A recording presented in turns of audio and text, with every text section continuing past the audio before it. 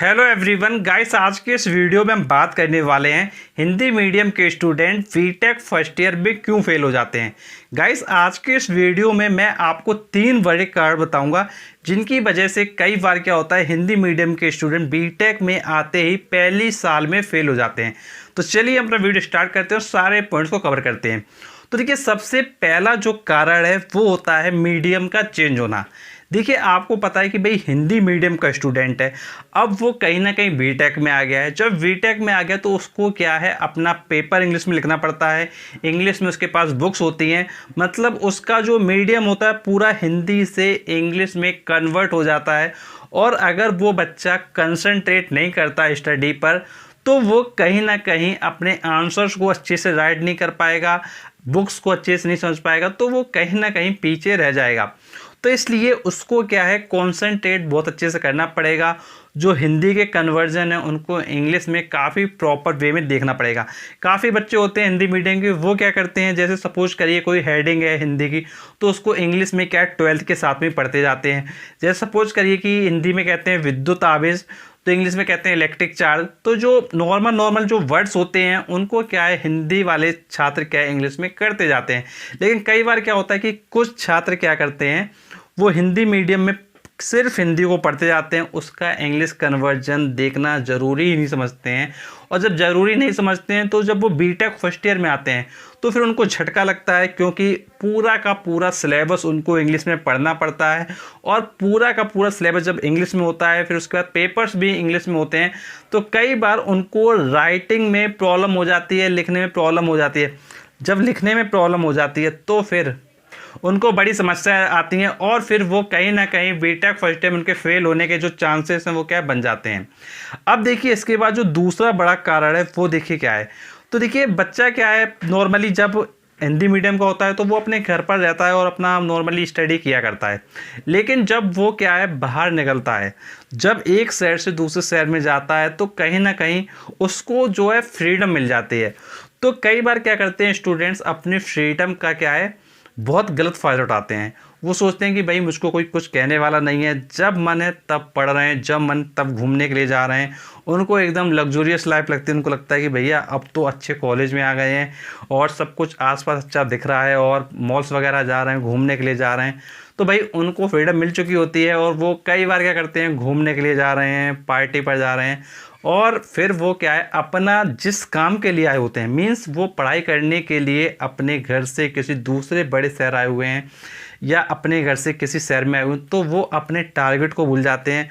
वो क्या है फालतू की चीज़ों में अपना टाइम क्या वेस्ट करते हैं। अब आप कुछ सोच के देखिए कि आपकी कंडीशन पहले ही वीक थी, क्योंकि आप हिंदी मीडियम से थे, आपको हिंदी को इंग्लिश में कहीं ना कहीं समझना इंपॉर्टेंट था, और ऊपर से आप क्या अपने टाइम को वेस्ट कर रहे हो। तो भाई क्या होगा, आपने अपने फ्रीडम का गलत फ़ायदा उठाया। भाई देखिए, फ्रीडम का मतलब ये नहीं कि भाई आप पूरी तरीके से क्या अपनी पढ़ाई को भूल जाओ। अक्सर यही होता है कि बच्चे क्या अपनी पढ़ाई को भूल जाते हैं, अपनी पढ़ाई को भूल गए, और जब जो बच्चे अपनी पढ़ाई को भूल जाते हैं उनको फिर बैक पेपर दिखाई देते हैं। फर्स्ट ईयर में उनको बैक पेपर नज़र आते हैं, फिर वो कहते हैं अरे यार बैक पेपर आ गया। फिर वो उस जगह क्या है, कुछ बच्चे सीरियस हो जाते हैं लेकिन कुछ बच्चे क्या है फिर भी सीरियस नहीं होते हैं। तो फिर एट द एंड कई बार उनका क्या है ईयर बैक भी लग जाता है। तो ऐसी चीज़ें आपके साथ ना हो, तो इसलिए इन सब चीज़ों को आप प्रॉपरली समझें। अब देखिए, इसके बाद जो तीसरा बड़ा कारण है वो क्या है। तो देखिए, तीसरा बड़ा कारण है सिलेबस के अकॉर्डिंग स्टडी ना करना। देखिए, नॉर्मली जब आप क्लास 12th में होते हैं, जब आप पढ़ाई करते हैं, तो नॉर्मली क्या होता है कि हमारे पास जैसे सपोज कीजिए नूतन की बुक है या हमारे पास एनसीईआरटी का बुक है या जो हमको स्कूल से बुक प्रोवाइड किया गया है, हम लोग क्या करते हैं कि भाई नॉर्मली पूरी बुक पढ़ डालते हैं और उसी से हमारा क्या क्वेश्चन पेपर आ जाता था।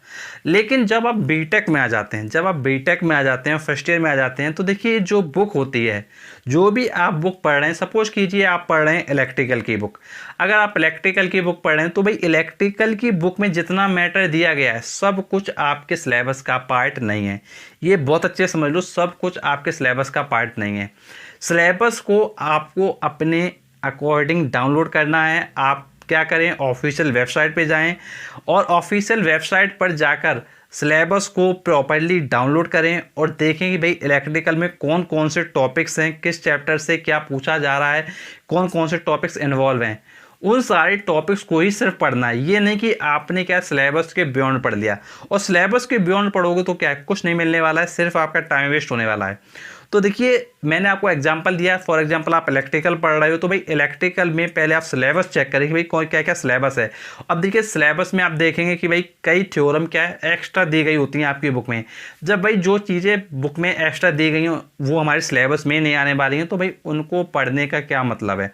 तो जो भी आपके सिलेबस में जो भी पॉइंट्स दिए रहते हैं उन सारे पॉइंट्स को, उन सारे टॉपिक्स को आपको क्या कवर करना है, और एक्स्ट्रा चीज़ों को पूरी तरीके से अवॉइड कर देना है।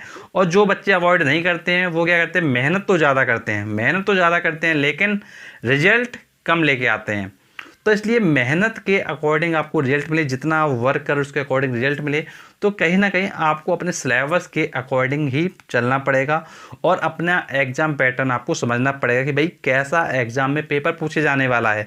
एटलीस्ट आप वन मॉडल पेपर को ज़रूर देख लीजिए कि भाई कैसा पेपर आएगा, कितने क्वेश्चन किस यूनिट से रहेंगे, कितने मार्क्स का किस यूनिट से रहेगा। जब आप ये सब चेक कर लेंगे और उसके बाद पेपर देने के लिए जाएंगे तो भाई आपका पेपर काफ़ी अच्छा होगा और आपके काफ़ी अच्छे मार्क्स भी आएंगे।